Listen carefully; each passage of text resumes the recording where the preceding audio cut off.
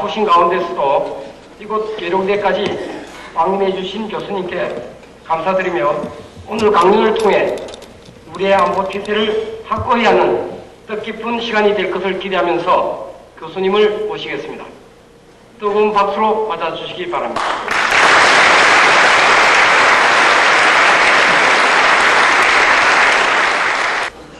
안녕하십니까.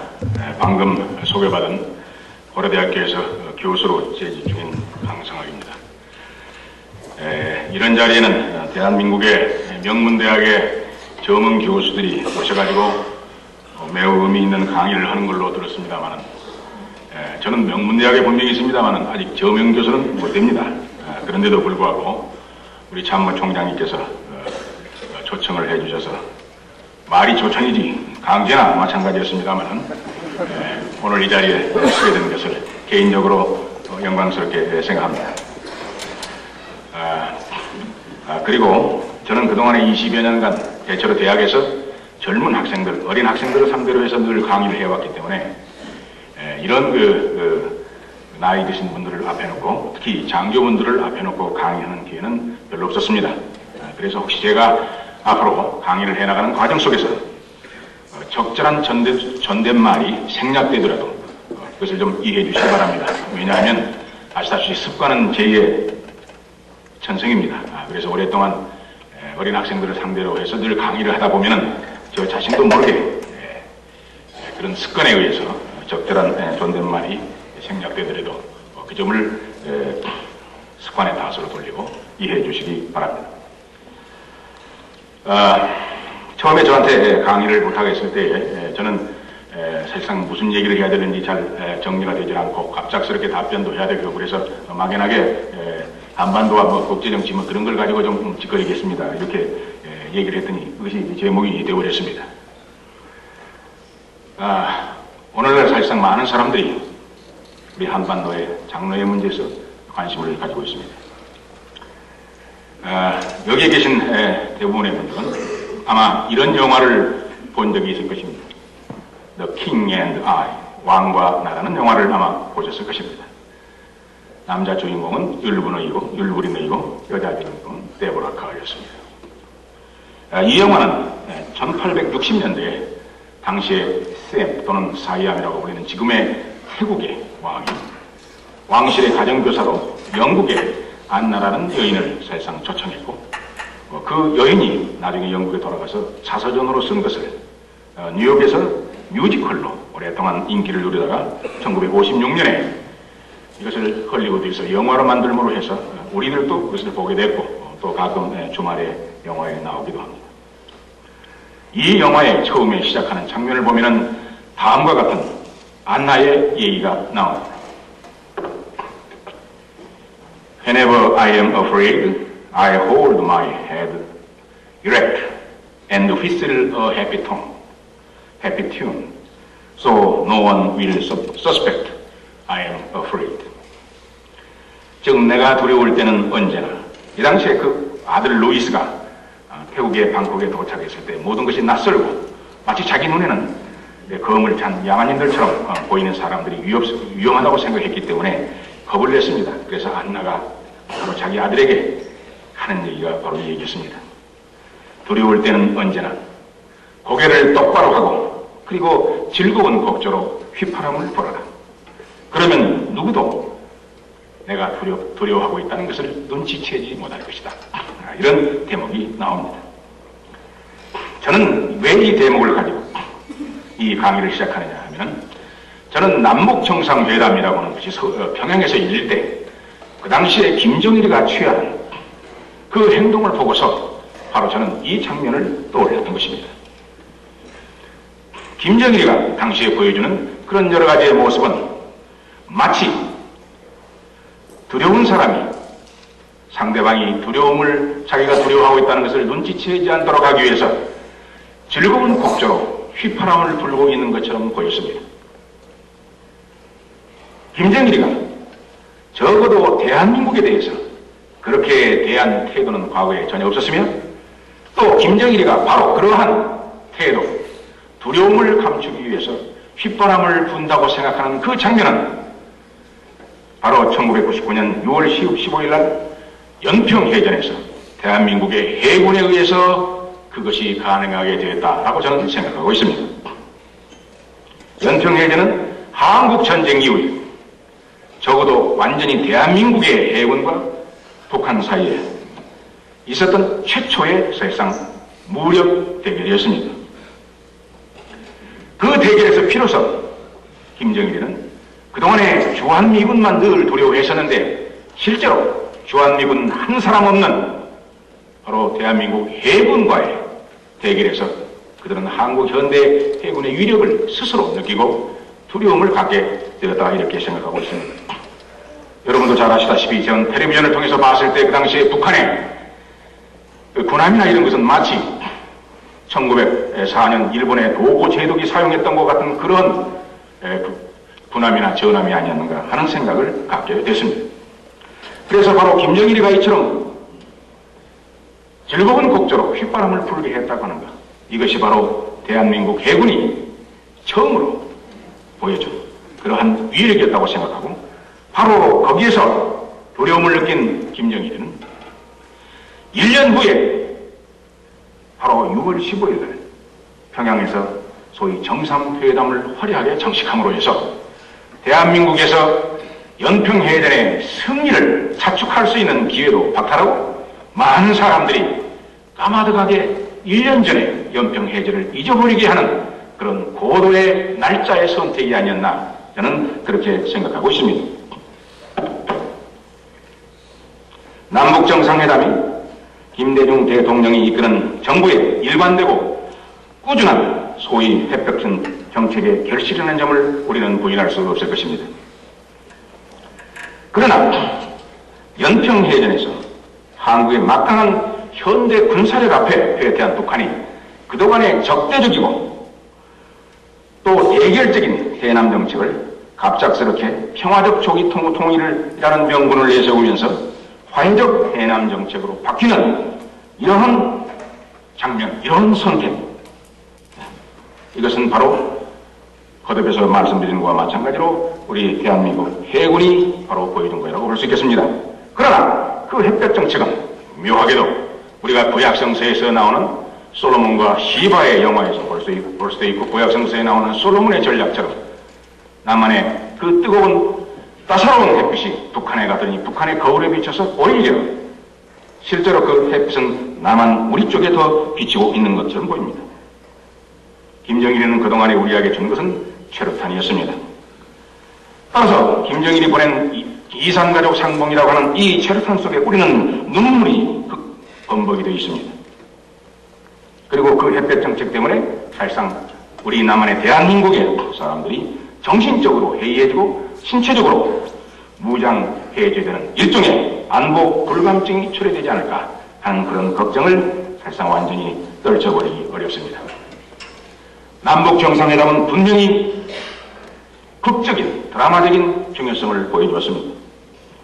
그러나 남북 정상회담이 진실로 남북 통일을 향한 그런 역사적인 중요성을 갖게 될는지 아니면 그것은 하나의 효과 만점의 미디어의 그런 현상으로서 대한민국 현대사의 일순간의 에피소드로 끝나버리고 말는지에 관해서는 우리는 지금 상태에서는 당장 정확하게 말할 수 없습니다. 오직 역사만이 그것을 말해줄 것입니다. 왜냐하면 분명히 우리 한반도에는 남북 정상회담 이후에 화해와 해빙의 무드가 엄습하고 있습니다. 그러나 실제로 남북 간의 군사 전략적 상황이 근본적으로 달라진 것은 아무것도 없습니다. 어쩌면 남북 정상회담 이후에 남북교류 협력과 북한의 국제사회의 등장과 그에 편승하는 국제적 대북 지원과 투자는 북한이 추구하는 소위 강성 대국 건설에 우리가 의도하든 의도하지 않든 거기에 기여함으로 해서 어쩌면 우리는 우리의 잠재적인 적을 이롭게 하고 있는지도 모르는 것입니다. 또한 북한의 김정일 1인 체제라고 하는 이런 특별한 특수성을 고려할 때 남북관계는 김정일이 마음먹음에 따라서 언제든지 이 화해의 궤도에서 손쉽고도 갑작스럽게 일탈해서 언제 다시 대결과 적대감의 그러한 궤도로 바뀔지 그 가능성을 우리는 또한 전적으로 배제할 수 없는 것입니다. 지금 당장 현재 상황에서는 마치 사랑에 빠진 남녀들처럼 조국의 평화 통일이라는 열정에 사로잡혀서 그 위험성을 사실상 강구하고 있습니다. 잘못하다가는 우리가 암살자와 잠자리에 드는 그런 실수를 범하고 있을지도 모릅니다. 그러나 보다 더 가능성이 많은 것은 이러한 열정이 식으면서 우리는 앞으로 시간이 흐름에 따라서 남북 관계에 있어서 환멸에 고통받는 그런 시간이 올 가능성이 훨씬 높다고 말씀드릴 수 있겠습니다. 왜냐하면 연평해전은 한반도 긴장 상태에 있어서의 마지막 사건이 되어야 하겠습니다만 그럴 가능성보다는 제가 보기에는 오히려 연평해전이라는 것은 앞으로 우리 남한이 직면해야 할 수많은 크고 작은 위기들의 서막이 될 수도 있다 이렇게 생각합니다. 왜냐하면 남북한에 있어서의 접촉과 교류라는 것은 화해의 가능성과 그 심도에 기여하기도 하겠지만 그만큼 접촉하고 교류를 하게 되면 자주 만나고 교환을 하게 되면 또 그만큼 갈등의 요인도 더욱더 많아지는 것입니다. 개인 관계에 있어서도 서로 만나지 않고 상대하지 않으면 일어나지 않을 그런 갈등이라고 하는 것도 서로 만나고 자주 교류를 하게 되면 뭔가 갈등의 요인이 일어나는 것과 마찬가지라고 할 수 있겠습니다. 일찍이 잔자크루소는 이 점을 강조했었습니다. 그래서 당시의 계몽주의 철학자의 열심히 신부였던 세인트 피테르가 유럽의 평화를 위해서 유럽의 연방국가를 수립해가지고 그래가지고 소위 세계의 평화를 기약하자고 하는 평화계획을 제시했을 때 잔자크루소는 세인트 피에르가 말하는 이러한 연방국가라고 하는 것은 실제로 그것이 필요할 때는 불가능하고 그것이 가능할 때는 불필요한 것이다. 왜냐하면 첫째, 군주들을 믿을 수 없을 뿐만 아니라 상호 긴밀한 관계의 확대라고 하는 것은 오히려 그것이 갈등의 요인을 더 많이 증가시킴으로 해서 오히려 평화를 위협할 것이기 때문이라고 그는 내다봤던 것입니다. 잔자크루소가 봤을 때 국가 간의 본질적인 관계는 소위 토마스 홉스가 말하는 전쟁 상태였으며 오히려 국가 간의 관계는 개개인의 자연 상태보다도 더욱더 심각하다고 보았습니다. 왜냐하면 무기로서 무장하고 있기 때문입니다. 따라서 잔자크루소는 평화에 대해서 글을 쓰기보다는 차라리 그 시간에 군대를 양성하라고 사실상 경고했었던 것입니다. 마치 잔자크루소의 권고에 따르기라도 하는 것처럼 유럽의 국가들은 군대를 양성하여 서로 경계하고 견제하는 소위 밸런스 오브 파워 체제를 제도화시켰습니다. 밸런스 오브 파워는 물론 불안전한 것이고 또 불안한 것입니다. 그러나 국가 안보와 평화를 위해서는 그것이 최선이라고 믿게 됐습니다. 그것이 바로 17세기 유럽에서 탄생해서 지금까지도 계속되는 근대 국제정치의 본질이라고 얘기할 수 있을 것입니다. 우리 민족의 근대 비극의 바로 근원은 19세기에 서양세계의 이 제국주의의 파도가 우리가 살고 있는 이 동북아에 밀려 들어올 때 다른 말로 표현한다면 소위 문명의 충돌이라고 하는 것이 발생했을 때 이 근대 국제정치에 대한 올바른 이해나 거기에 적절하게 대응하지 못함으로 해서 일어난 것이 바로 우리 조국의 비극의 근원이라고 말할 수 있을 것입니다. 당시에 우리 조상들은 유교적인 덕목을 실천하는 인의 나라, 도덕의 나라, 예의의 나라에만 매달린 채 가혹한 국제정치의 현실을 제때 인식하지 못했던 것입니다. 우리는 수신제가에 몰두했으며 우리 조상들은 무력 그리고 군사력 배양에 너무나 소홀했었습니다. 그것을 필요하다고 생각하지도 않았고 또 어쩌면 그것을 갖추기에는 너무 가난했는지도 모르겠습니다. 그래야 우리는 20세기 초에 수백 년 동안 유교적 정치 체제를 유지해오는 우리의 은근의 왕국 조선왕국은 사무라이의 나라 마키아벨리의 사무라이 제국의 위협에 직면하게 되었던 것입니다. 개항 이후 소위 메이지 혁명을 하고 서양 세계의 마키아벨리식 모방으로 부국 강병을 이룬 일본의 태양이 우리 한반도에 높게 떠올랐을 때 우리의 조상들은 여전히 잠자고 있었습니다. 조용한 아침을 기대하면서 잠에서 깨어났을 때 우리의 조상들은 자신들을 겨누고 있는 사무라이들의 총구 앞에 무력하게 서 있음을 깨닫고 소스라치게 놀랐습니다. 그러나 그때는 모든 것이 너무 늦어버렸습니다. 일본의 태양은 이미 높이 솟아 있었고 조선 반도에 내리쬐는 태양열은 너무나 뜨거웠던 것입니다. 뒤늦은 자구의 몸부림은 누구의 동정도 받지 못했습니다. 왜냐하면 일본은 이미 외교적으로 이 당시의 조선 반도는 어떠한 왜곡도 도울 수 없도록 이미 외교적인 조치를 완벽하게 취해 놓았었기 때문입니다. 당시에 우리 조선의 지도자들은 일본에 편승하느냐 아니면 맨손으로 싸우다가 장년이 죽을 것이냐 하는 기로의 선택에 서 있었습니다.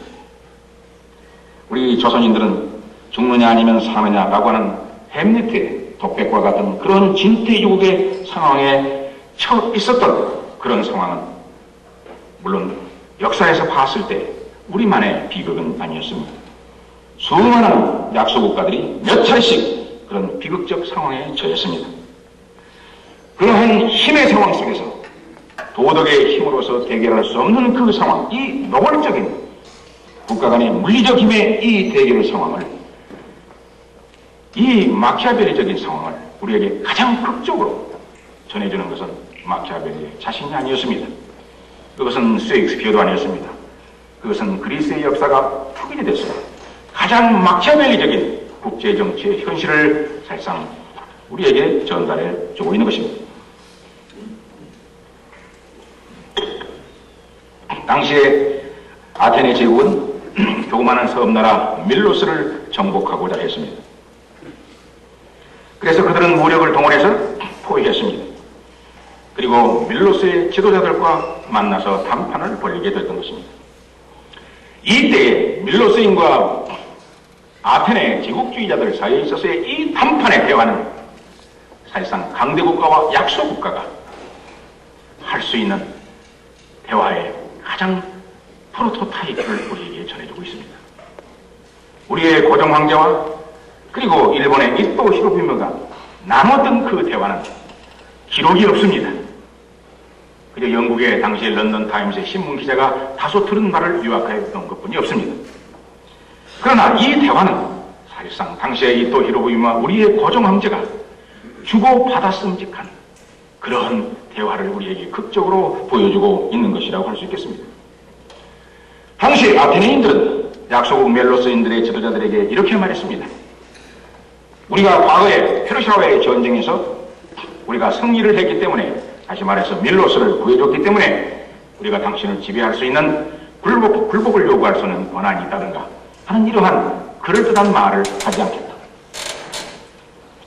그것은 마치 이토 히로부미가 중국의 속방이었던 당시의 조선을 우리가 청일전쟁을 통해서 그리고 러일전쟁을 통해서 승리했기 때문에 우리는 조선을 지배할 권리가 있다고 그렇게 그럴듯한 말을 하고 싶지는 않다라고 말했음직과 비슷합니다라고 할 수 있겠습니다.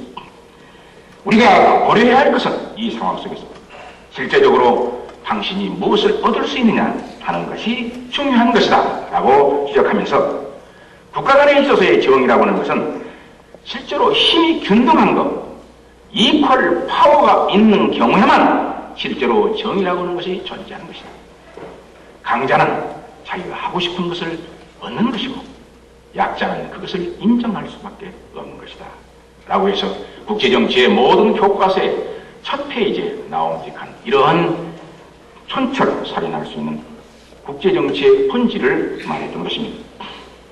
이처럼 아테네인들은 국가 간에 있어서의 정의라는 것은 아름다운 이름에 지나지 않으며 실제로 중요한 것은 무엇을 달성할 수 있느냐 하는 것이라고 전명했던 것입니다. 이 당시의 멜로스인들은 마치 우리의 과거의 조상들처럼 보편적인 정의라고 하는 것은 존재하는 것이다. 이 보편적인 정의라고 하는 것을 무시할 때에는 천벌을 받게 될 것이다. 하늘도 두렵지 않느냐 하는 식이죠. 무엇보다. 왜냐하면 장기적으로 볼 때는 우리 모두가 다 약자인 것이다. 따라서 이 보편적인 정의를 무시한 자는 반드시 보복을 받고 말 것이다 라고 사실상 경고했었던 것입니다. 여기에 아테네인들은 이렇게 말했습니다. 보복을 받더라도 우리가 받을 것인데 걱정하지 마라. 만약에 우리가 우리보다 강자에 의해서 우리가 정복당한다고 하는 것은 별로 놀라운 일이 아니라 우리에게 놀라운 일은 우리가 우리보다도 약자를 굴복시킬 수 없다고 하는 사실이 우리에게 중요한 것이지, 우리가 앞으로 우리보다 더 강한 국가에게 우리가 정복당한다는 것은 그것은 별로 놀라운 일이 아니다. 따라서 당신 멜로스인들이 굴복하는 것, 항복하는 것, 이것이 바로 너도 좋고 나도 좋고 따라서 우리 모두에게 좋은 것이라고 주장했던 것입니다. 이때 멜로스인들은, 여러분들이 이것은 우리 조선의 지도자들로 대치해서 생각해 주시면 되겠습니다. 이렇게 말했습니다.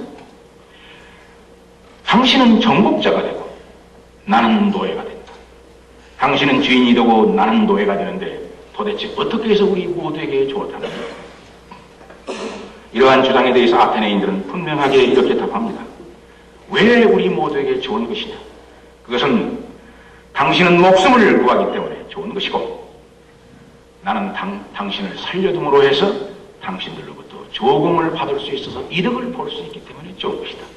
그렇기 때문에 우리 모두에게 좋은 것이라고 답변했습니다.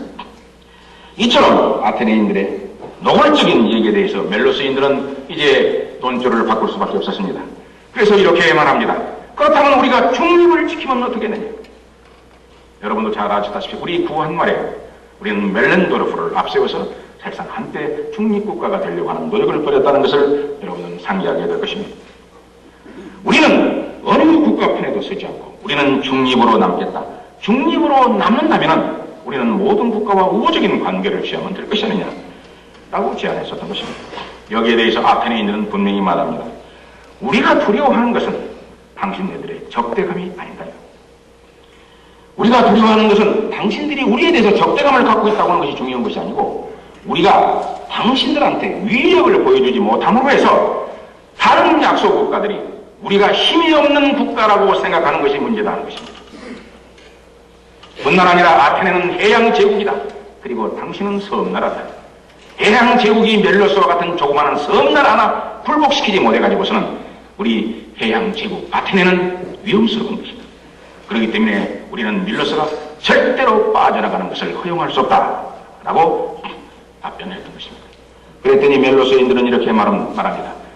아직은 우리가 전쟁에서 패배하지 않았기 때문에 우리가 자유스러운데 만약에 우리가 무조건 그냥 항복을 하게 된다면 우리는 겁쟁이가 되고 우리는 불명예를 안게 될 거 아니냐라고 물었습니다. 아테네인들은 이렇게 말했습니다. 강자에게 약자가 굴복한다는 것은 그것은 수치가 아니다. 어차피 당신과 우리 사이에는 공정한 싸움이 아닌 것이다. 따라서 수치스럽게 생각하지 마라. 너와 나의 관계에 있어서는 명예니 불명예니 이런 것이 뛰어들 여지가 없는 것이다. 이렇게 주장했습니다. 이때 멜로스인들은 전쟁의 불확실성을 들고 나옵니다. 전쟁이라는 것이 병력만 많다고 해서 늘 이기는 것은 아니지 않느냐. 거기에는 행운이라고 하는 것, 찬스라고 하는 것, 포천이라고 하는 것이 항상 있는 것이다. 따라서 우리가 무조건 항복을 한다면 우리의 모든 희망은 사라져버리지만 그러나 우리가 전쟁을 한다면 혹시 우리가 이길지도 모르지 않느냐 라고 물었던 것입니다. 그랬더니 아테네인들이 이렇게 답했습니다. 아, 희망이라 위험할 때는 상당한 위안물이 되기도 하죠. 그러나 원래 희망이라고 하는 것은 매우 값비싼 물건인 것이다. 한 번의 도박에 한 번의 운수에 자신의 모든 것을 맡기는 자, 그런 자들은 어리석은 자이다. 망해버린 후에 아무리 후회해도 소용이 없는 것이다. 당신들은 분명히 약자이고 따라서 당신들은 단 한 번의 결정에 당신 조국의 운명이 달려있는 것이다. 막연한 미래를 믿고 희망을 믿고 거기에 운명을 거는 그런 어리석은 사람들이 되지 않기를 바란다고 말했습니다. 이때 멜로스인들은 이렇게 답했습니다. 우리는 우리를 도와줄 신이 있다. 하느님이 보호하사. 뿐만 아니라 우리는 우리의 동족인 스파르타가 있다. 따라서 신이 우리를 도울 것이고 스파르타가 우리를 도우러 올 것이다. 그렇기 때문에 우리는 완전히 약자라고 볼 수 없다. 라는 것이 바로 멜로스인들의 항변이었습니다. 그래서 아테네인들은 이렇게 말합니다. 그런 신이라면 우리도 많다. 신들의 은총에 와서만 한다면 우리는 전혀 멜로스 당신들한테 뒤질 것이 없다. 신들의 세계도 봐라. 신들의 세계도 강력한 신이 약한 신을 지배하고 있잖아요. 따라서 우리는 신을 모방하는 것이다. 인간이라고 하는 것은 강자가 약자를 지배하는 것, 이것은 하나의 자연의 법칙이다. 우리가 이 땅에 태어나기 이전에도 그런 법칙이 지배했으며 지금도 그런 법칙이 지배하고 있고 앞으로도 우리 후세에도 영원히 이런 자연의 법칙은 계속해서 지배할 것이다. 그리고 말이 나왔으니 말이지. 당신이 강자이고 내가 약자라면 당신도 이와 같이 나에게 말할 것이다. 왜냐하면 그것은 자연의 법칙이기 때문이다. 이렇게 답했습니다. 뿐만 아니라 스파르타인들은 당신을 도우러 오지 않을 것이다. 스파르타인들은 자기 자신의 국가 안보를 먼저 생각해야지 모험적인 그러한 밀로스를 돕기 위해서 오지 않을 것이다. 왜냐하면 스파르타는 해양 국가가 아니고 육지의 국가였기 때문이었습니다. 그러나 멜로스인들은 실제로 자기들이 기대하는 것은 바로 스파르타, 즉 동맹국의 지원을 받는 것이었습니다. 아직 동맹을 맺고 있지는 않았습니다만 그러나 과거에 식민지로 왔었기 때문에 종족이었습니다. 그들이 믿는 것은 바로 스파르타였습니다. 그러나 아테네인들은 절대로 스파르타인들도 자기의 국가의 안전을 먼저 생각하는 것이기 때문에 오지 않을 것이다. 그러면서 아테네인들은 이렇게 말했습니다. 당신들의 요지는 결국은 미래의 희망에다가 모든 것을 거는 것인데 현재 군사력의 관점에서 봤을 때, 이 실질적인 문제에서 봤을 때는 당신들은 잘못된 선택을 해서는 안 되는 것이다. 적어도 자기와 대등한 자에게 맞서고 싸워야지 우월한 자에게 대항해서 싸운다고 하는 것은 어리석은 것이다. 오히려 우월한 자는 열등한 자에게 온건하고 환대함을 베풀 수 있는 것이다. 당신네들은 하나의 조국군이었다. 따라서 한 번의 결정에 심각하게 논의하기를 바란다고 최후의 통첩을 보냈습니다. 아테네인들은 떠나고 멜로스의 지도자들만 모였습니다. 싸울 것이냐 아니면 항복을 할 것이냐. 이런 상황에서는 여러분도 잘 아다시피 항상 감정적이고 그리고 강경론자가 승리하게 되어 있었습니다. 그래서 아테네인들에게 물러가 달라고 최후의 통첩을 보냈던 것입니다. 아테네인들은 이렇게 말했습니다. 확실한 눈앞의 것을 믿는 것보다는 불확실한 미래에 대한 그 믿음을 더 중요하게 생각하는 그런 능력 면에서 당신은 참으로 특이한 사람들이다. 모든 성인 남자들을 처형했습니다. 그리고 여자들과 어린아이는 노예로 팔아버렸던 것입니다. 러일 전쟁 직후 1905년과 1910년 우리 조선 왕조가 바로 처해 있던 상황과 너무나도 흡사했습니다. 당시에 우리는 하느님의 보호하사를 믿다가 우리가 유일하게 희망을 걸었던 나라가 바로 미국이었습니다. 우리는 일제에 대해서 대응해 줄 수 있는 나라, 일제를 막아줄 수 있는 나라가 유일하게 미국이라고 생각했습니다. 그러나 미국은 오지 않았습니다. 아테네인들이 기다렸던 스파르타인들이 오지 않았던 것처럼 미국은 오지 않았던 것입니다. 그 당시에 엘란 공사의 각별한 고종황제의 서신을 가지고 루즈벨트 대통령에게 엘란 공사가 호소했습니다. 그러나 루즈벨트는 이렇게 말했습니다. 조선인들은, 코리안인들은 단 한 방도 날려본 적이 없다. 자기 자신의 방어를 위해서 단 한 방도 날려본 적이 없는 이 사람들을 위해서 누가 대신 싸울 수 있느냐. 미국은 사실상 오지 않았습니다. 따라서 멜로스인들처럼 우리는 조국을 사실상 상실하게 되었던 것입니다. 당시에 우리의 조선은 마키아벨리가 배탄한 자기의 조국 피렌체와 너무나도 유사했습니다. 마키아벨리는 기독교가 자기 조국의 멸망에 큰 책임이 있다고 생각했습니다. 그에게 기독교는 허약함과 헛된 희망의 종교였습니다. 기독교는 적절한 군인 정신의 함양을 방지하고 세상이 돌아가는 방법에 대한 적절한 지식을 사실상 가로막는 것이라고 마키아벨리는 생각했습니다. 그리하여 기독교인들은 무력이 부족해서 전쟁에서 패하게 되면은 마치 그것은 신의 버림을 받았다든가 이것은 우리가 평상시에 지었던 죄 때문에 우리가 전쟁이 됐다든가 하는 식으로 생각하는 경향이 있었습니다. 마키아벨리는 국내 및 국제정치에서 기독교가 인간들을 이처럼 소극적으로 말고 오른밤을 갈기거든 왼밤까지 내려주라고 하는 이러한 식으로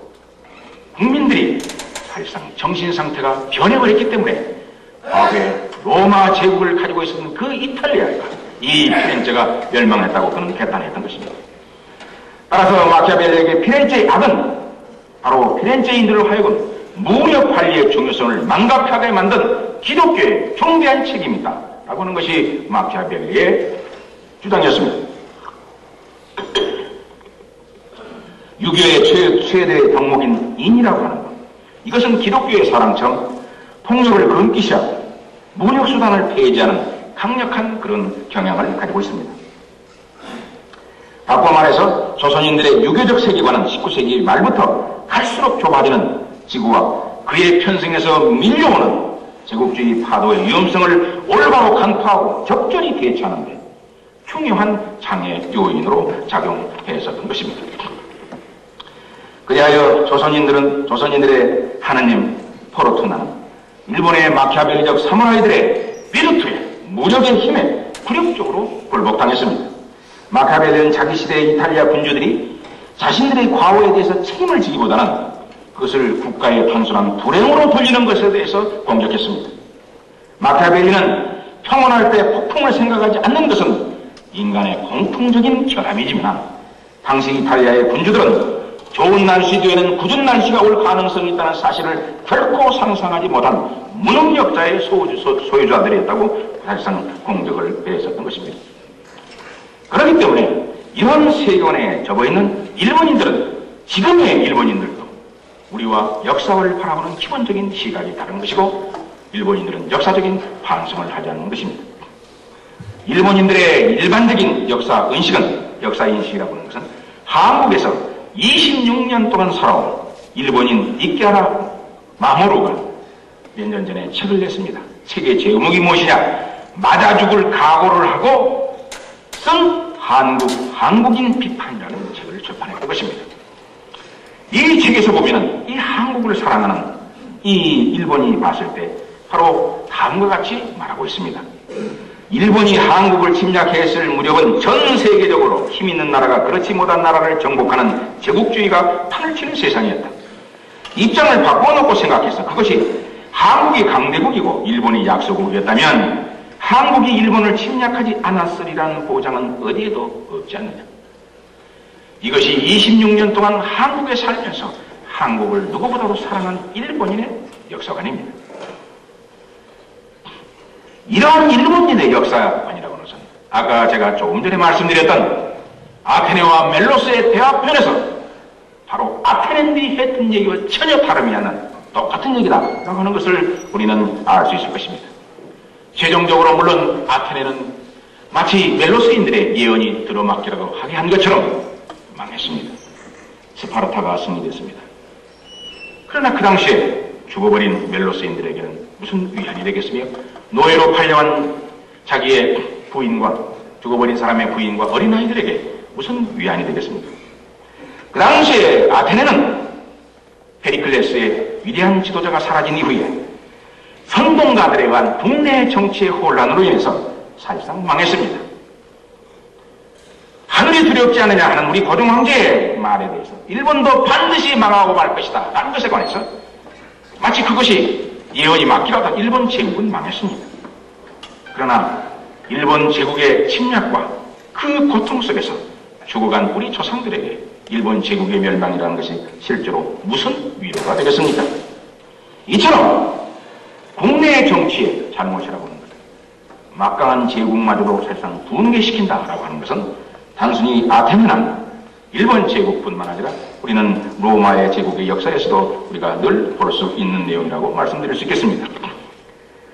현재 오늘날 우리 한국인들의 눈물을 자아내는 이 민족 분단과 그거에 수반되는 이 모든 고통의 근원을 우리가 사실상 따지고 본다면 최종적으로 우리가 20세기도 주권 상실의 결과입니다.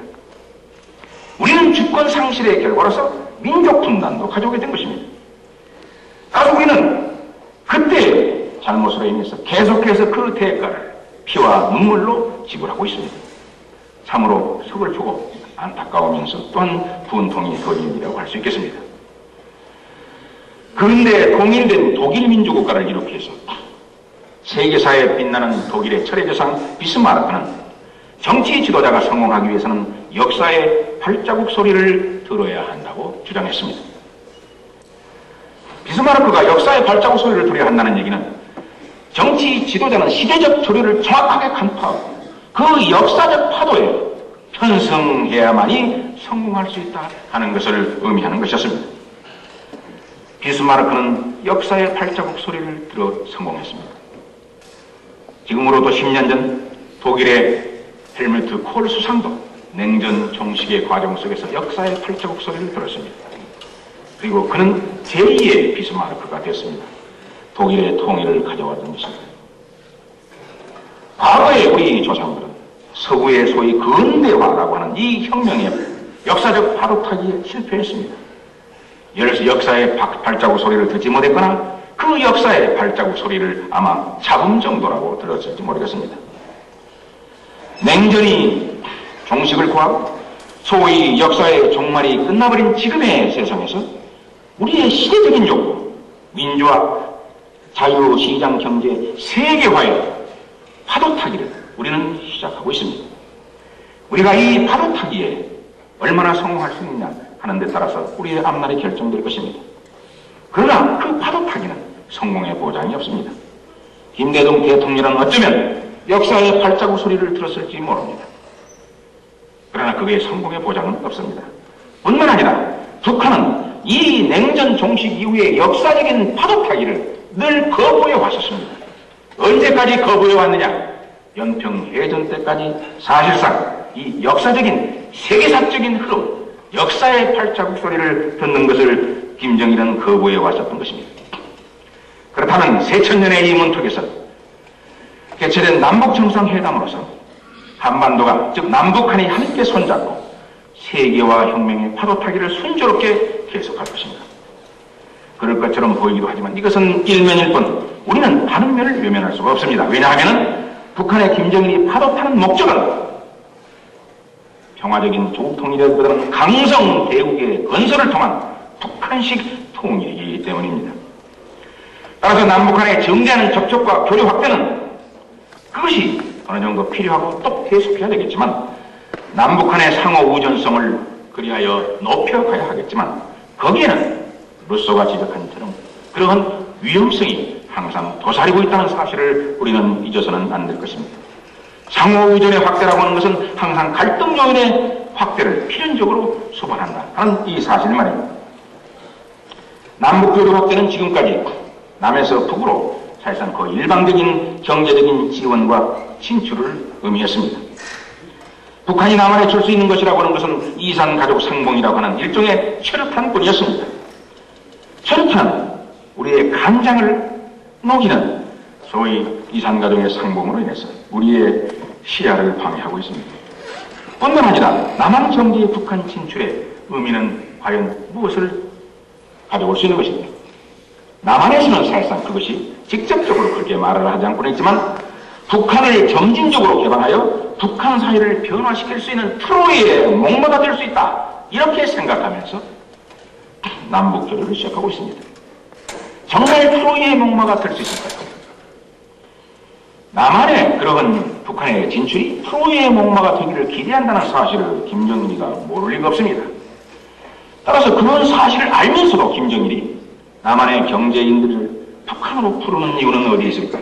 어쩌면 김정일은 이 남한의 북한에 진출하는 기업인을 남한이 생각하는 트로이의 목마가 아니라 자기가 언제든지 붙잡을 수 있는 인질로 생각하고 있는 것은 아닐까? 과연 그렇다면 누가 누구를 이용하고 있는 것일까? 라고 하는 의문을 갖게 된 것입니다. 트로이의 목마가 되든 아니면 잠재적인 인질이 되든 간에 남북 교류의 확대는 분명 앞으로 빈번한 분쟁과 갈등과 위기들을 잉태하고 있습니다. 우리는 연평의 위기보다도 어쩌면 더 위험스러운 그런 위기들을 앞으로 맞이하게 될지 모릅니다. 어쩌면 생각보다 더 빨리 올지 모릅니다. 우리는 김정일이가 과거에 1993년과 1997년에 미국의 대통령 선거가 있는 그 해에는 조용하다가 대통령 선거가 끝나서 새로운 정부가 들어서자마자 뭔가 깜짝 놀랄 새로운 것들을 제기해가지고 문제를 일으킨 그런 역사적인 경험을 우리는 기억하고 있기 때문입니다. 뿐만 아니라 북한의 요구를 그것도 계속해서 정진하는 더 많은 요구를 우리가 다 충족시킬 수 있게는 하는 것입니다. 왜냐하면 일방적인 대북 지원이 계속된다면 그것은 곧 국내적인 반발을 이야기하게 될 것입니다. 남한의 경제력이라고 하는 것은 그렇게 여유 있는 것이 아닙니다. 우리의 정부에서는 그것을 장기적인 대북 투자라고 생각합니다. 그러나 장기적인 대북 투자도 자기의 능력을 생각하고 투자해야 될 것입니다. 지나친 투자는 사실상 불행의 씨앗이 될 수 있습니다. 그것이 투자가 아니라 단순한 과잉 소비에 끝나버리고 말 가능성을 우리는 사실상 항상 염려하지 않을 수 없기 때문입니다. 지나친 투자는 하나의 소비에 지나지 않는 것과 마찬가지이기 때문에 적을 강력하게 만들어준다고 하는 것.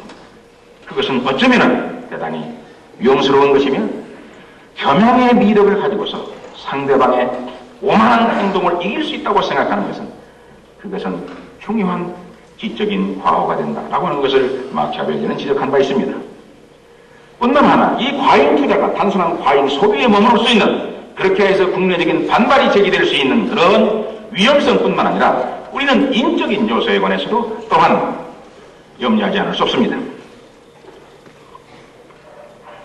북한에 있어서의 김정일의 개인적인 유고의 상황도 상상할 수 있습니다. 또한 남한의 정권 교체와 그에 따른 정책적인 변화도 사실상 우리는 염두에 둘 수 있습니다. 한 개인의 역량으로서 그리고 한 개인의 역량에만 의지하는 그런 정책이라고 하는 것은 그 생명이 짧을 수밖에 없습니다. 아테네의 직접 민주주의가 선동정치의 혼란으로서 사실상 나라를 망쳤듯이 지금 우리의 한국의 사실상 경고사회 거의 직접 민주주의에 가깝다고 떠드는 이러한 국내 정치에 만약에 혼란이 더욱더 크게 확대된다면 사실상 남북관계에 이성적인 그런 관계가 어쩌면 감정적인 반대에 부딪혀서 그리고 개인 지도자들의 위치의 변화에 따라서 남북관계는 바로 위험스러운 그러한 관계, 분쟁의 상황으로 사실상 바뀔 수 있는 가능성을 가지고 있는 것입니다. 뿐만 아니라 보다 근본적으로 김정일에게 있어서는 과거의 마크스 레닌주의자들에게 늘 그랬던 것처럼 평화라고 하는 것은 수단을 달리한 정책의 연속입니다. 이 말은 사실상 클라우세위츠의 말을 변형한 것입니다. 잘 아시다시피 칼 폰 클라우세위츠는 전쟁이라고 하는 것은 수단을 달리한 정책의 연속이다 라는 표현을 썼습니다만 레닌에게 있어서 그리고 어쩌면 김정일에게 있어서는 평화라고 하는 것은 수단을 달리한 전쟁의 연속이라고 생각할지 모르겠습니다. 원래 북한은 오랫동안 남한을 따돌리면서 미국만을 상대하려고 했었습니다. 그러나 미국과의 관계의 진전이 교착 상태에 빠지자 바로 북한은 남한으로 관심을 돌렸습니다. 그래서 지금 과거에는 미국을 통해서 남한에 쿠션을 쳤다면 지금은 남한을 통해서 미국에게 쿠션을 치고 있는 것이라고 생각할 수 있습니다. 실제로 김정일은 미국을 가기 위해서 미국행 항공열차를 탄 거 아니냐 이렇게 생각할 수 있습니다. 김정일은 그동안에 미국에 대해서 핵무기를 가지고서 그리고 미사일을 가지고서 공갈을 쳤습니다. 이렇게 김정일이가 미국을 상대로 해서 공갈을 치는 것을 보면은 저는 과거의 후르시초프를 생각하게 만듭니다. 과거의 후르시초프는 적어도 그의 아들에 의하면 후르시초프의 아들이 미국에 살고 있습니다만 그 아들에 의하면 후르시초프는 큐바의 미사일 위기 시기에 중요한 것은 이렇게 말했습니다. 중요한 것은 미국인들이 우리가 많은 미사일을 갖고 있다고 믿게 하는 것이다. 그것이 공격을 막는 방법이다. 우리는 없는 미사일로 위협했다. 과거의 스웨즈운하 사건 때도 그랬고 그리고 이라크 위기 때도 그랬었다. 이것이 후르시초프가 바로 자기 아들에게 한 얘기였습니다. 1962년 큐바의 미사일 위기 때 후르시초프는 사실상 큐바에다가 중거리 핵미사일을 장치하는 것에 거의 성공할 뻔했었습니다. 그는 1961년에 피그만 사건 그리고 비엔나에서 케네디 대통령을 만나서 했던 정상회담 그리고 1961년에 베를린 장벽을 세우는 이 일련의 과정의 경우 속에서 케네디를 사실상 얕잡아 보았던 것입니다. 케네디는 사실상 말만 강경하게 할 뿐입니다. 그러나 실제로 케네디에게는 무력 사용에 의지가 없다 하는 것을 실제 경험을 통해서 당시에 후르시초프가 그것을 간파했었던 것입니다. 케네디 대통령의 그 유명한 취임사에 우리는 어떠한 적도 대적할 것이며 어떠한 친구도 도울 것이다 라고 하는 그 역사에 빛나는 그 취임사는 사실상 그 당시에 자유세에게 엄청난 격려와 공부가 됐지만 그것은 하나의 수사하게 지나지 않았습니다. 비그만 사건과 그리고 비엔나 정상회담 그리고 베를린 장벽에서 케네디는 후르시초프에게 밀리고 밀렸던 것입니다. 케네디는 자신의 소극적인 반응이 위약하다든가 허약하다든가 겁먹은 것으로 해석되고 그렇게 해서 그것이 오히려 계산착오와 판단착오를 유발해서 더 큰 위험성을 가져올 수 있다는 생각을 하지 않았던 것입니다. 케네디는 왜 이처럼 그런 생각을 하지 않았었을까? 사실상 케네디는 2차 세계대전 직전에 하버드 대학 시절에 그는 역사학을 공부하는 역사학도였습니다. 그때 하버드의 역사학과에서는 수정주의 역사학자 시드니 페이가 강의를 하고 있었습니다. 시드니 페이는 당시 역사학자의 거물로서 제1차 세계대전이 당시의 지배적인 견해를 1차 세계대전의 원인에 관해서 당시의 지배적인 견해를 뒤집었던 인물이었습니다. 그런데 그가 뒤집은 이 이론이 사실상 오늘날에는 정통의 이론이 되고 있습니다. 그 당시에 세계 제1차 대전이 발생했을 때 사실상 모든 당시의 서방 국가들은 이 전쟁이 왜 일어났느냐, 그것은 카이서의 세계 정복 야심 때문에 일어난 것이다, 이렇게 사실상 주장했습니다. 그래서 사실상 독일을 무장해제시켰던 것입니다. 그러나 시드니 페이는 그 당시에 카이서가 세계에 정복할 생각을 갖고 있지 않았다. 그것은 바로 당시에 다른 국가들이 카이서의 이러한 의도를 잘못 파악하고 오판하고 과잉 반응함으로 해서 세계 제1차 대전이 일어나는 것이다. 즉 계산착오가 전쟁으로 빠져들었다라고 그는 가르쳤던 것입니다. 케네디는 여기에 깊은 인상을 받았던 것입니다. 한 교수의 강의가 그렇게 큰 영향을 줄 수 있는 것인가에 대해서 어쩌면 여러분들은 회의적인 태도를 가질지 모르겠습니다. 그러나 경제학자 존 메이너드 케인스는 경제적인 정책 결정을 하는 사람들에 관해서 이렇게 비판한 적이 있습니다.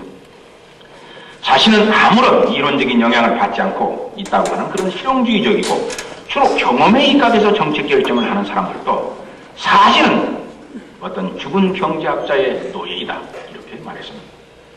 다시 말해서 그 정치적인 정책 결정하는 사람은 20년 전에 자기가 대학교 경제학 강의 시간에 노트에 끄적거렸던 그 이론에 입각해서 경제정책을 결정하는 것이다. 적어도 경제정책을 결정하는 그런 위치에 가려면 20년은 걸렸습니다. 공무원이 돼가지고 처음에야 무슨 자기가 정책 결정에 무슨 영향이 있습니까? 그저 하는 대로 하는 것이고 속된 말로 까라면 까는 거지 무슨 의미가 있겠어요. 그러나 그런 사람들이 정책 결정의 위치에 올라서 20년 후에 실제로 정책 결정을 할 때에는 바로 죽은 경제학자 20년 전 대학 노트 어디선가 끄적거렸던 이론에 의해서 정책 결정을 하는 것이다 라고 그는 비판했었던 것입니다. 어쩌면은 여러분들의 머릿속에도 사관학교에서 배웠던 그 한 대목이 자기 자신의 결정을 하는데 대단히 중요한 역할을 수행할지 모르겠습니다. 케네디의 머릿속에는 당시에 이 시드니 페이가 지적했었던 이 경고가 도사리고 있었습니다. 뿐만 아니라 큐바 미사일 발생 직전에 케네디는 당시에 바바라 터쿠만 여사가 쓴 The Guns of August 8월의 대포라고 하는 책을 읽고 깊은 인상을 받았습니다. 그래서 자기의 스태프들에게 이 책을 반드시 읽도록 권유하기도 했었습니다.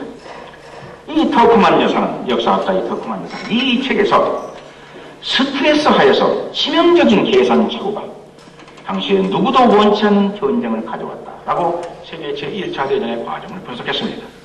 이것은 바로 케네디 대통령이 시드니 페이로부터 배웠던 그 테마, 그 쓰임을 그대로 재확인시키는 것이었습니다. 바로 이런 생각들이 케네디 대통령의 머릿속을 지배하고 있었기 때문에 케네디는 당시에 상대방의 의도를 잘못 판단해서는 안 된다는 신념에 차 있었습니다.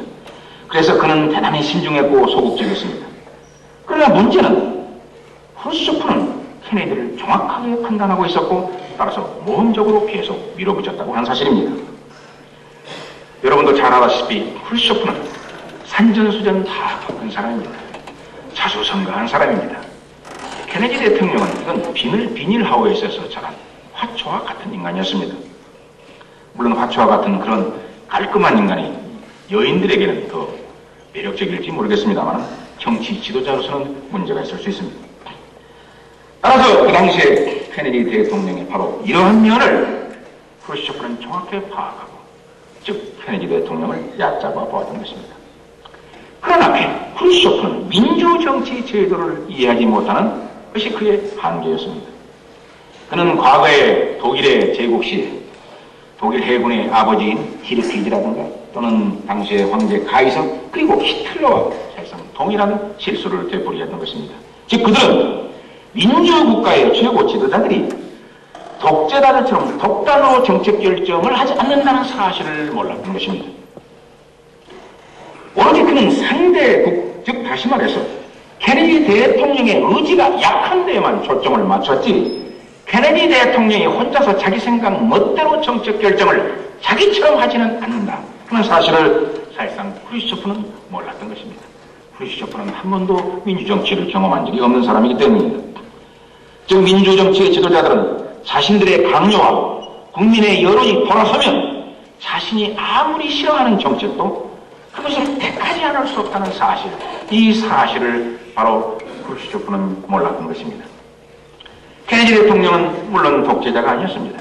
그는 혼자서 모든 결정을 내리지 않았습니다. 만약에 그랬더라면 후르시초프는 큐바의 미사일 배치에 성공했을 것입니다. 케네디는 사실상 그것을 수용할 생각까지 했었기 때문입니다. 그러나 강요의 반대로 인해서 케네디는 봉쇄 정책을 택했고 그것이 실패할 경우에는 폭격과 침공을 준비시켰습니다. 그리해서 결국은 후르시초프의 공갈 정책은 실패했었던 것입니다. 후르시초프는 그것을 이성의 승리라고 그렇게 불렀습니다. 그러나 그 소식을 들은 모 대통령은 이것은 미제국주의에 굴복한 것이다 라고 후르시초프를 비난했고 당시에 큐바의 카스트로는 벽에 발길질하고 거울을 박살내면서 후르시초프를 son of a bitch, bastard, asshole, homosexual 그리고 스페인어로 한 걸 제가 번역을 한다면 불알이 없는 놈이라고 비난했습니다. 그러나 후르시초프는 자신이 만약에 물러서지 않으면 양보하지 않으면 미국의 쿠데타가 일어나가지고 케네디 대통령이 전복될 것이며 만약에 케네디 대통령이 군부에 의해서 전복되면 강경한 조치로 미국이 나올지 모른다라고 하는 사실을 후르시초프는 두려워했던 것입니다. 사실은 아이러니컬하게도 바로 이 사건으로 인해서 전복당한 것은 바로 후르시초프 자신이었습니다. 그 당시에 숨죽이며 불안에 떨던 미국인들은 승리를 환호했고 언급길에 케네디 대통령은 영웅이 되어버렸습니다. 그러나 큐바의 위기라고 하는 것은 처음부터 예방할 수 있는 것이었습니다. 케네디가 일련의 정책에서 소극적이고 수세적이고 방어적이지 않았고 비엔나 정상회담에서 얕잡아 보이지 않았다면 후르시초프가 들어간 무모한 모험을 시도하지는 않았을 것입니다. 적어도 아이젠하워 대통령 때에는 꿈도 꾸지 못하던 일이었습니다. 국제 경쟁의 어려운 그런 시대에 대담성보다도 조심스러운 수동적 자세가 보다 더 큰 안전에 보장을 가져다 주는 것은 아닙니다. 아니 어쩌면 그것은 더욱더 위험스럽게 만들 수 있습니다.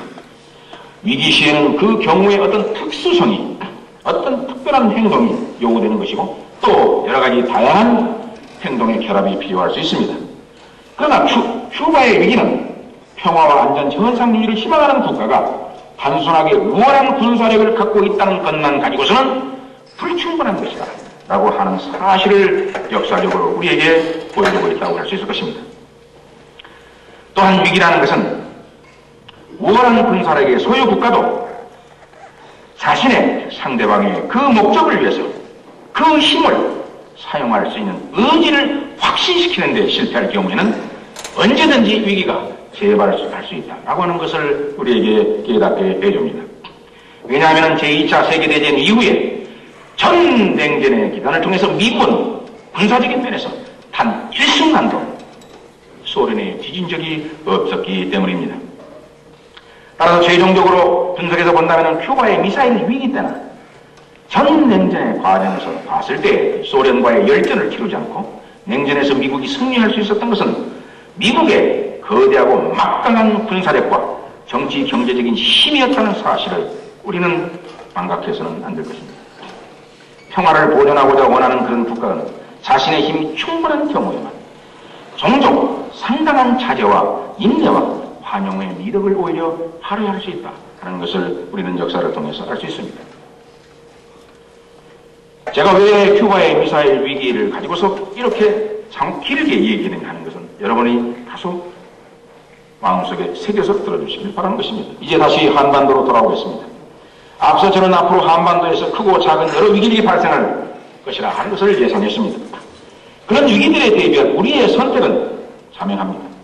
연평도에 있었던 그 위기는 결코 마지막 위기가 아니라 어쩌면 그것들이 앞으로 닥쳐올 위기들의 시작을 알리는 것일지도 모른다라는 말씀을 드린 바 있습니다. 우리는 그것이 한반도 평화의 시작이 되게 노력할 수는 있지만 성공의 보장이 없습니다. 우리가 미래에 관해서 확실한 것은 미래가 확실하지 않다는 사실 한 가지뿐입니다. 현재 확대되어가고 있는 남북교류는 수많은 문제와 어려움을 사실상 수반할 수밖에 없을 것이다. 이렇게 우리는 말할 수 있습니다. 그러한 분쟁과 위기가 발생할 때마다 의도적이든 또는 비의도적이든 가까운 장래든 또는 먼 장래든 간에 북한 체제가 필연적으로 제기하는 위협을 무시한다든가 부인하면서 군비 축소라든가 또는 주한미군 철수 등 같은 것을 주장하면서 지금까지 불안 속에서 남아 유지된 한반도의 안정을 위태롭게 것, 이것을 우리가 가장 경계해야 될 것입니다. 힘이 없이도 평화가 가능하다 하는 생각을 우리는 사실상 불식해야 할 것입니다. 국제정치에 있어서의 본질이라고 하는 것은 본질적으로 힘의 경쟁이며 그리고 동맹관계입니다. 우리는 최근 국내에서 그리고 주변국에서 소위 다자간의 안보체제에 관해서 논의하는 것을 종종 듣게 됩니다. 다자간의 안보체제라는 것은 평화에 도움이 될 것입니다. 그러나 결국 그것은 믿을 수 있는 것이 아닙니다. 그것은 평화를 뒷받침하는 것에 대한 플러스 알파의 역할 이상을 할 수가 없는 것입니다. 우리는 사실상 이 아시아 태평양 지역에 있어서 과거의 역사적으로 다자간 안보체제를 가져본 적이 있었습니다. 그리고 국제연맹을 통해서 실제로 그 당시에 다자간 안보체제는 정식상 갖추고 있었습니다. 베르사유의 체제도 사실상 가지고 있었습니다. 그러나 이 모든 다자간 안보체제라고 하는 것은 사실상 본질적으로 국제정치의 동맹관계보다도 더 효과적인 힘을 발휘할 수 없는 것이다 라는 것을 명백하게 보여줬던 것입니다. 이 땅에 다시는 제2의 6.25와 같은 비극적 전쟁이 없도록 해야 한다 하는 것은 김대중 대통령 한 사람만의 소망은 아닐 것입니다. 그것은 우리 모두의 소망입니다. 그러나 어떤 대가를 지불해서라도 전쟁을 막아야겠다라고 하는 그러한 결의라고 하는 것은 잘못하면 우리가 역사적으로 경험한 1938년 영국의 지도자들죠. 최빌 램버린처럼 유화정책의 함정에 빠져서 전쟁을 제대로 준비도 못한 채 전쟁에 빠져드는 그런 어리석은 실수를 범할 수 있는 것입니다. 전쟁을 통해서라도 안보를 지키겠다는 자세만이 아이러니컬하게도 전쟁을 억제하고 막아온 것이 바로 역사의 분명하고도 뚜렷한 교훈인 것입니다. 늘 로마인들이 말했던 것처럼 평화를 원하거든 전쟁을 준비하라는 바로 그 말처럼 말입니다. 오늘날 우리는 민주정치를 즐기고 있습니다. 이런 정도의 민주정치를 달성하는 데 있어서 우리는 얼마나 많은 고통과 대가를 지불했습니까? 민주정치라는 것이 좋은 제도이면 틀림이 없습니다. 그러나 사실상 이론적으로는 더 좋은 제도들도 있습니다. 그래서 윈스턴 처칠은 민주제도라는 것은 최악의 제도인 것이다. 그러나 문제는 그보다도 더 나은 제도가 없다는 것이다 라는 말로서 민주주의를 정의한 바 있습니다. 그러나 민주주의라고 하는 것은 오늘날 우리가 향유하고 있는 민주주의라는 것은 소지 여론을 무시할 수가 없으며 집단적인 요구를 무시할 수가 없습니다. 민주사회에 있어서는 늘 집단적인 요구와 여론이라는 것이 대체로 국민들의 복지, 사회적인 복지를 요구합니다. 특히 평화가 계속되면 그 평화, 전쟁을 억제해왔던 그 노력의 필요성을 과소평가하는 성향을 가지고 있습니다. 따라서 원래 억제 전략이라고 하는 것은 무력을 사용하지 않고 사실상 성공하는 정책입니다. 그런데 그 억제 정책이 성공을 계속하게 되면 사람들은 그 억제 정책을 위해서 무기와 군비에 필요한 그런 평화시에 그런 비용을 지불하는 것, 이것에 대해서 사실상 계속 정당화하는 것을 매우 어렵게 만드는 성향이 있습니다. 그래야 민주주의의 복지사회를 주장하는 그런 사람들은 대체로 군비의 삭감이라든가 또는 군비 그 자체의 증가라든가 이런 것에 관해서 비판적이고 또 그것을 필요 없는 것이다 라고 생각하고 또 주장할 수 있습니다. 그런데 만약에 그런 주장이 여론의 지지를 받게 되면 민주국가의 지도자들은 국가 방위를 위해서 돈과 피로 지불하는 그런 비용을 지불하는 데 주저하게 되고 흔들리게 되고 또 사실상 그런 정책을 채택하지 못하게 되는 것입니다. 자유민주주의 국가에서 실제로 이보다도 더 자연스러운 것은 없습니다. 그러나 실제로 이것보다도 지금까지 이미 성취한 평화에 대해서 더욱더 위협적인 것도 없습니다. 헨리 키신저는 어디에선가 이렇게 말했습니다. 평화와 안전이 너무 오랫동안 주어지게 되면 바로 그것이 재앙의 원인이 될 수 있다. 왜냐하면 긴 평화 속에서 사람들은 비극의 감각을 상실하기 때문이다. 그들은 국가와 민족이 죽을 수 있다는 사실을 망각하기 쉽다 라고 말했습니다. 국제정치라고 하는 것은 늘 설마라고 하는 것이 뒤통수를 치는 현상입니다. 그것이 바로 국제정치의 본질인 것입니다. 그것이 국가 간의 관계의 본질입니다. 우리 남북간 관계는 민족의 문제이지만 이건 엄연한 두 개의 국가 간의 관계입니다. 그렇기 때문에 이것은 국내 정치의 연장선상 속에서 해석하고 이해해서는 안 됩니다. 그것은 본질적으로 두 국가 간의 관계에 엄연한 국가 간의 관계 관점에서 우리는 이것을 보아야 될 것입니다. 평화나 안전이라는 것은 인류에 대한 상의 선물이 아니라 나에 대한 적의 두려움이 가져오는 일종의 결실이다. 도산물이라고 말할 수 있을 것입니다. 군비 유지라든가 강화라든가 라고 하는 것은 분명히 국가 경제에 적지 않은 부담을 가져다 주는 것은 사실입니다.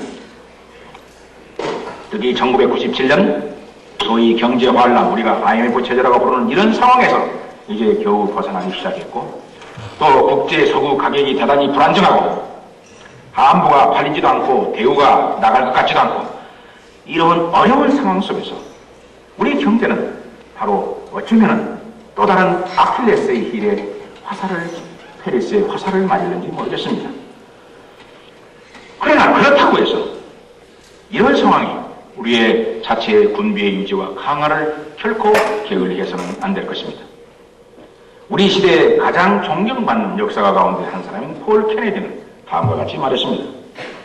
완만한 국방비의 증가는 전쟁이 발발했을 때 군부가 보다 적은 결함을 갖게 할 뿐만 아니라 실업이 감소되고 사용 안 된 자원이 이용될 것이다. 더구나 합력 수준의 국방산업을 유지하는 것은 나중에 위협이 발생했을 때 신속한 재무장을 한층 용이하게 해줄 것이다. 갑작스럽고 대규모의 재무장의 필요성은 오히려 준비 안 된 군수산업과 약한 경제에 치명적인 부담이 될 것이다 라고 폴 케네디는 주장했습니다. 이것이 바로 역사의 교훈입니다. 육해 공부는 다 같이 대한민국에서 중요합니다. 그러나 해군의 양성이라고 하는 것은 훨씬 더 많은 시간과 투자를 필요로 할 것입니다. 해군은 결코 하루아침에 건설할 수 있는 그러한 대상이 되지 않을 것입니다. 뿐만 아니라 해군을 우리가 유지 강화한다고 하는 것은 정치적으로도 사실상 아무런 반대할 이유가 없습니다. 국민들도 해군의 증강을 염려할 필요가 없습니다. 왜냐하면 저는 아직까지 해군이 그 힘이 막강한 힘을 배경으로 해서 쿠데타를 했다는 얘기를 들어본 적이 없습니다. 전통적으로 영국이나 미국이나 호주 같은 나라들이 해군을 강하고 육군을 줄이는 것은 바로 육군은 잘못하면 권력을 탐할 가능성이 있다고 그들은 늘 걱정하기 때문입니다. 따라서 해군은 기르는데 시간이 많이 걸릴 뿐만 아니라 정치적으로 사실상 문민 통제가 가장 용이하게 이루어질 수 있는 그러한 국가의 사실상 도로가 될 수 있다라고 저는 생각합니다. 우리는 김정일 국방위원장이 우리 남한에 계속해서 체류탄을 퍼붓고 있으면서 우리 모두가 그 눈물에 텔레비전에 눈물을 흘리면서 남북한의 군사적 상황을 감상적이거나 또는 희망적으로 바라보는 그런 적지 않은 사람들이 있습니다. 그러나 우리는 거기에 사실상 합류해서는 안 될 것입니다. 한반도는 객관적이고 그리고 현실적으로 늘 접근해야 한다 하는 그런 경계의식을 우리는 늦춰서는 안 될 것입니다. 우리는 전쟁의 공포, 제2의 6.25가 나면 어떡하나 하는 이 전쟁의 공포에 사로잡혀서 우리의 사고와 행동이 마비되어서는 안 될 것입니다. 즉 우리는 이산가족의 눈물에 감전되어서 안보의 기업을 망각해서 안 될 것이며 북에 대한 화해와 환대함이 조국의 평화통일을 가져오리라고 하는 이런 막연한 맹목적 희망에 즉 거대한 환상에 사로잡혀서는 안 될 것입니다. 민주국가에서는 도덕이라든가 또는 여론이라고 하는 것을 배제하는 것이 사실상 불가능합니다. 왜냐하면 일반 시민들은 국제 문제를 바라볼 때에도 사실상 도덕적인 관점에서 그리고 여론에 입각해서 여론이 어느 쪽이냐 라는 데 편승하는 그런 버릇을 가지고 있기 때문입니다. 그렇게 되면 사실상 정치가들도 그들의 감정을 전적으로 도외시하기가 어렵습니다. 그러나 남북 화해에 대한 이런 그 맹목적인 헌신이 만약에 우리의 적절한 군사력의 준비를 약화시키고 또 군사력의 준비가 약하다 보니까 더더욱다나 화해적인 정책을 추구해야 된다는 이런 요구 사이에 악순환에 빠지게 된다면 그야말로 우리는 국가의 안보에 결정적인 위험을 초래하게 될 것입니다. 만약에 우리가 두려워서 협상을 한다면 그것이 바로 유화정책인 것입니다. 만약에 우리가 유화정책에 빠진다면 그때에는 바로 우리 남한의 정치 지도자들이 안나의 아들 루이스처럼 휘바람을 불어야 될지 모르겠습니다. 그러나 남한은 휘바람을 불 수 있는 기회를 주지 않을 것입니다. 그것은 오히려 무력도발을 부르며 아마 우리와 같은 그런 총소리에 잠기고 말게 될 것입니다. 냉전 종식 이후의 국제정치학회에서는 소위 국제정치학 분야에서는 소위 민주평화론이다라고 하는 것이 유행하고 있습니다. 민주국가끼리는 전쟁을 하지 않았기 때문에 민주화가 곧 평화로 가는 길이며 민주화가 평화의 첩경이다라고 하는 주장입니다. 이것은 18세기의 임마누엘 칸트의 주장의 부활이라고 할 수 있겠습니다. 민주주의와 평화관에 있어서의 상관관계를 우리는 조금은 인정할 수 있습니다. 그러나 그것이 곧 진리는 아닙니다. 왜냐하면 그동안의 민주주의 국가는 늘 동맹관계에 사실상 있었습니다. 따라서 공동의 적을 두고서 힘을 같이 하는 동맹국가였기 때문에 민주국가들끼리만 있었을 때 과연 전쟁이 배제될 수 있냐는 데 있어서 우리는 역사적인 실험을 할 수 있는 기회를 갖지 못했습니다. 이 역사적인 실험의 기회를 바로 레닌이 사실상 박탈해간 것이나 마찬가지였습니다. 그러나 칸트가 주장했던 것처럼 만약에 국민들에게 전쟁과 평화를 선택하라 한다면 자기 스스로 나가서 목숨을 걸고 싸워야 할 그러한 전쟁을 국민들은 선택하지 않을 것이다 라고 하는 이러한 입장을 이해한다면 민주주의와 평화 사이에 있어서 나름대로의 관계, 상관계가 있을 것이다 라고 하는 것을 우리는 부인하기도 어렵습니다. 만약에 한반도에서 평화를 우리가 원하고 평화 통일을 원한다면 실제로 무엇보다도 필요한 것은 북한이 적어도 이 남한 수준의 민주화를 먼저 이룩해야 된다라고 본인은 생각합니다. 북한의 김정일 체제가 민주정치 제도라고 강변할 사람은 아마 없을 것입니다. 따라서 평화 통일에 앞서서 북한의 민주화가 먼저 모색돼야 된다라고 하는 그런 논리적인 비결에 우리는 도달하게 되는 것입니다. 북한의 김정일 체제는 엄격한 의미에서 근대 공산주의 사회주의 국가의 체제도 아닙니다. 자격 미달입니다. 입헌군주 제도가 아닙니다. 그렇다고 해서 일당 독재도 아닙니다. 그것은 1인 지배 전제 군주 제도 체제입니다. 일종의 짜르 체제입니다. 그리고 북한에서 사용하는 그런 용어, 개인 숭배의 용어를 우리가 가만히 들여다본다면 그것은 사실상 제국주의 시대의 일본의 천황과 같은 위치에 있는 것. 이것이 바로 김정일의 위치인 것입니다. 이러한 정치 체제는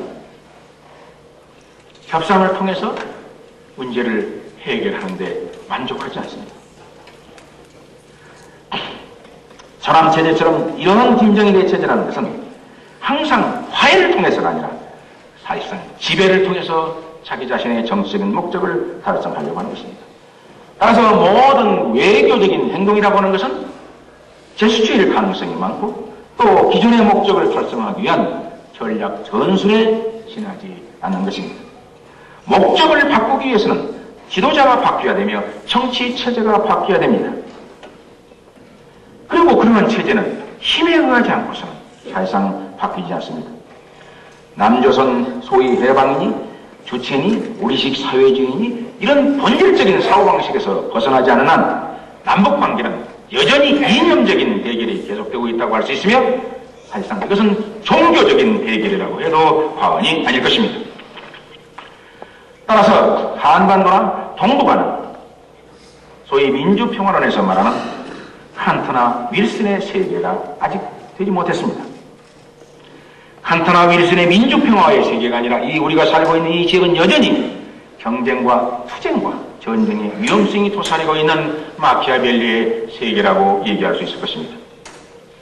마키아벨리만을 자기 자신의 유일한 지적인 스승으로 인정했었던 서양 문명이 낳은 최고의 군사 전략가인 칼 폰 클라우세비츠는 전쟁을 보는 것은 왜 발생하느냐라고 하는 문제에 관해서 그의 칼 폰 그 전쟁의 제2페이지쯤 됩니다만 여기서 전쟁이라고 하는 것은 적대 감정과 대립되는 정책 목표 때문에 전쟁이 발생한다고 그런 주장했습니다.